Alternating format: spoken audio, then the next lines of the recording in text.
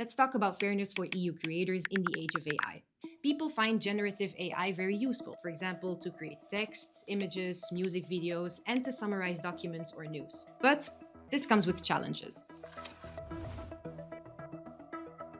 How effectively do copyright rules protect the creators of the original works? We need clear rules for the use of copyright-protected content in AI training, said Axel Voss, the member of the European Parliament, who led a report on protection of creative copyrighted work in the AI age through the Parliament. To be able to create, AI needs to learn from somewhere. So it scrapes and processes existing creations. The EU's creative sector makes up 6.9% of the EU's gross domestic product. With the arrival of generative AI, creative workers could be at risk of losing their income for their works, which are protected by copyright law.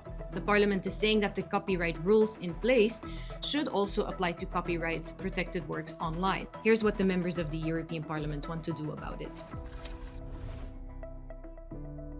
First of all, they want anyone whose creative work was scooped up by AI to be compensated fairly and transparently. MEPs also want AI companies to keep track of what copyrighted material was used to train AI, as well as how they collected it. This is to make sure that creators are aware when their work is being used by AI and they are fairly compensated for it.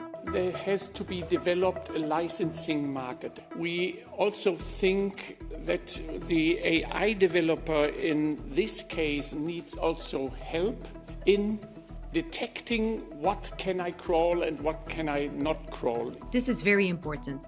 Transparency can help prevent copyright infringement. AI companies need to know what they legally can and cannot use. Which brings us to our second point. The Parliament calls on the European Commission to design a new licensing market for copyrighted material. Creators or small businesses would be able to join a collective license that would set fair terms for the sector instead of negotiating deals one by one with big platforms. In such a licensing market, rights holders of creative works can choose to opt out from having AI use their work to train their models. It would ensure that AI companies only use those protected materials that the creators allow them to use. Thirdly, AI crawling through news and then giving it away for free endangers the future of European media. Parliament wants to protect the news media sector with fair rules. That's why they want tech companies to compensate news sites for any revenue they lose to AI summaries, newsrooms to have the legal right to block AI from training on their stories, AI systems to ensure plurality and impartiality of information, and ban big tech gatekeepers from tweaking their systems to favor their own AI results over real journalism.